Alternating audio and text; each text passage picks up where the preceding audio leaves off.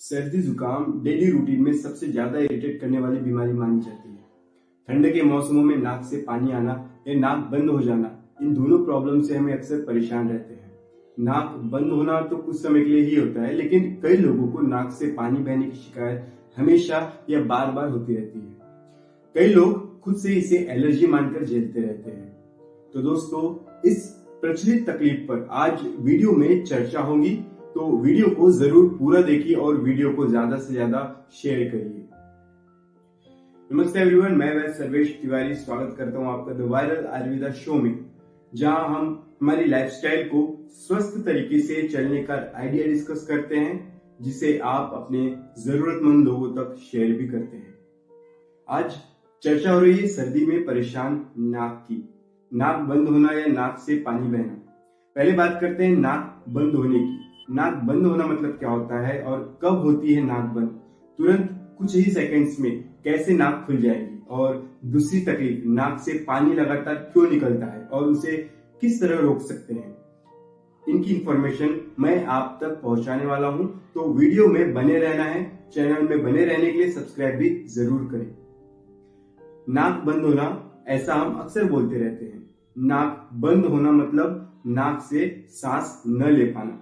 ऐसे में कभी एक तरफ की नाक बंद होती है तो कभी दोनों तरफ की, और जब दोनों तरफ की नाक बंद होती है तो व्यक्ति मुंह से श्वास लेने की कोशिश करते हैं। तो कभी सोचा है कि नाक क्यों बंद होती है?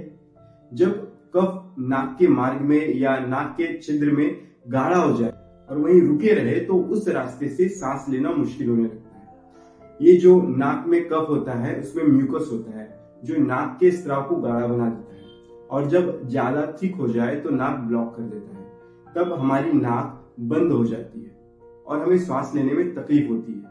ये खासकर रात में सोने के समय होता है, क्योंकि वो समय ठंड ज्यादा होती है और कफ बढ़ जाता है, और व्यक्ति की सोते समय पोजीशन ऐसी होती है कि नाक बाहर निकल नहीं पाती, इसीलिए रात को तकलीफ बढ़ जाती है। ऐसी सिचुएशन में मैं आपको एक थेरेपी बताता हूं, जिसमें कुछ ही पलों में आपकी नाक खुल जाती है। वो थेरेपी है मर्म थेरेपी। हमारी नाक के दोनों तरफ मर्म होते हैं, जिसे फना मर्म कहते हैं। इन दोनों मर्म को इस तरह से स्टिमुलेट किया जाए, तो कुछ ही देर में नाक खुल जाती है। इस तरह बंद नाक को आप पल भर में खोल सकते हैं। अब बात करते हैं नाक से बहने वाले पानी की। दोस्तों, ये समस्या बहुतों को होती है और हर उपाय कर लेने पर भी छुटकारा नहीं मिलता। तो अगर आप भी इस तकलीफ से ज्यादा त्रस्त हैं, तो दवा से पहले उस तकलीफ की वजह खोजना जरूरी है कि किस वजह से नाक में पानी निकलता है। आयुर्वेद के अनुसार अगर हम समझना चाहें तो ये वो कारण है जिनसे आपको नाक से पानी बहने की समस्या होती रहती है। पहला है मंद अग्नि, मतलब आपकी भोजन पचाने की मशीन कमजोर पड़ जाना, जिससे आप जो भी खाएंगे वो ठीक से पचेगा नहीं, और जब भोजन ठीक से पचेगा नहीं तो वो आम या अनडाइजेस्टेड फूड बनकर रह जाएगा, और ये अनडाइजेस्टेड फूड म्यूकस के रूप में नाक से निकलना शुरू कर देगा। इसीलिए अगर आपको नाक बहने की तकलीफ होती है तो खुद से सवाल करिए कि क्या आपका डाइजेशन सही रहता है? क्या सही में आपको भूख लगती है, अच्छे से भूख लगती है? अगर नहीं तो डाइजेशन प्रॉपर करने की तरफ ध्यान दें, और इसके लिए समय पर और कम मात्रा में हल्का भोजन लेना शुरू करें। रात को जागे नहीं और आपको दिन में सोना भी नहीं है। दूसरा कारण है जिसमें कि नाक से पानी निकलता है, वो हम सभी को पता है, कफ की वृद्धि होना। इसे कैसे जाने कि कफ बढ़ गया है? तो नाक से पानी बहने के साथ शरीर भर में आलसी महसूस होती है, ज्यादा नींद आती रहेगी, सिर भारी लगेगा। उससे बचने के लिए शरीर को हमें गर्म रखना होगा। ह्यूमिडिटी वाली जगहों से, ठंडी हवाओं से, एसी से, ठंडे वातावरण से हमको परहेज रखना होगा।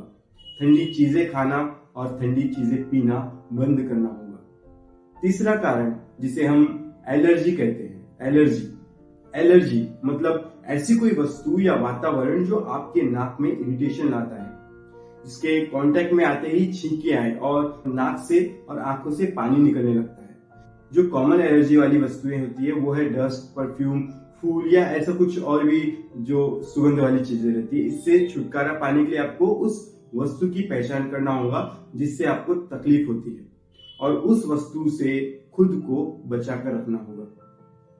और एक सबसे अहम कारण जो कि लोग नजरअंदाज कर देते हैं वो है बहुत समय से एलोपैथिक मेडिसिन लेना, जैसे कि पेन किलर या थोड़ा भी बीमार पड़ने पर एंटीबायोटिक या पैरासिटामोल या स्टेरॉइड्स जैसे आप मेडिसिन खाने शुरू कर देते हो। इससे शरीर की इम्यूनिटी कमजोर होनी शुरू हो जाती है और व्यक्ति बार बार बीमार होने लगता है या फिर उसे बार बार इन्फेक्शन होने लगता है। तो अगर आप भी इस तरह से दवाइयों के शिकार है, बार बार छोटी छोटी प्रॉब्लम में आप दवाई खाते हैं, तो इस आदत को आपको बदलना जरूरी है।